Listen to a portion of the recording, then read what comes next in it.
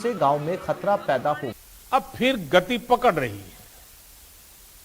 आज शायद ही कोई दिन ऐसा हो जब न्यू अपॉर्चुनिटीज को लेकर किसी न किसी सीईओ का स्टेटमेंट ना आता हो या कोई रिपोर्ट ना आती हो। आईटी सेक्टर में रिकॉर्ड हायरिंग को लेकर भी हमने रिपोर्ट देखी है। ये देश में डिजिटाइजेशन और डिमांड की ग्रोथ का ही परिणाम है। ऐसे में अब हमारा प्रयास होना चाहिए कि हम इन नए अवसरों का उपयोग करते हुए अपने लक्ष्यों की तरफ 2 गुनी गति से बढ़े। साथियों, सीआईआई की ये बैठक इस बार 75वें स्वतंत्रता दिवस के माहौल में आजादी के अमृत महोत्सव के बीच हो रही है। ये बहुत बड़ा अवसर है भारतीय उद्योग जगत के नए संकल्पों के लिए, नए लक्ष्यों के लिए। आत्मनिर्भर भारत अभियान की सफलता का बहुत बड़ा दायित्व भारतीय उद्योगों पर है और मैं आप लोगों से कहना चाहता हूं कि सरकार आपके साथ है, आपके हर प्रयास के साथ है। आज देश में विकास के प्रति जो वातावरण बना है, अपने सामर्थ्य के प्रति जो विश्वास बना है, भारतीय उद्योग जगत को उसका पूरा लाभ उठाना चाहिए।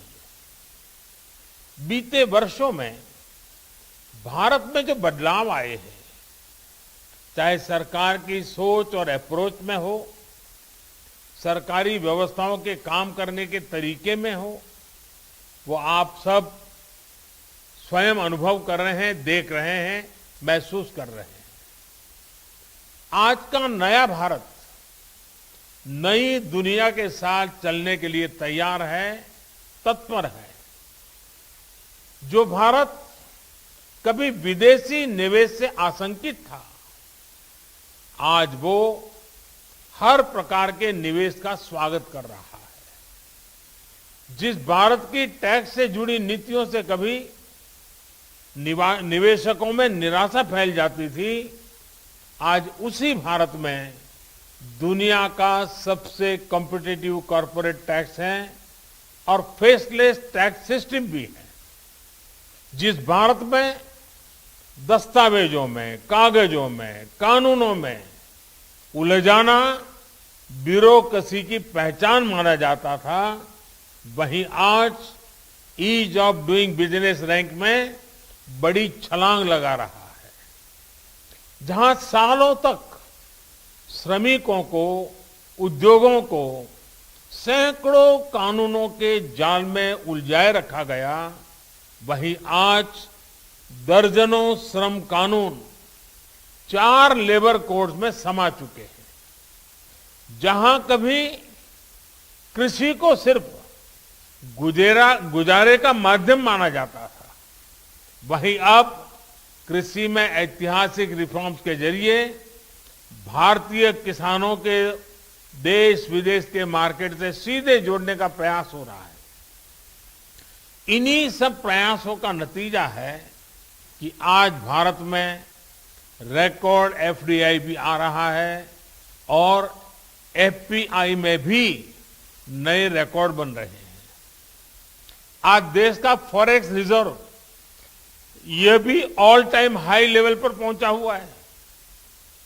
साथियों, नए भारत का थॉट प्रोसेस क्या है, उसका एक उदाहरण मैं आपको देना चाहता हूं।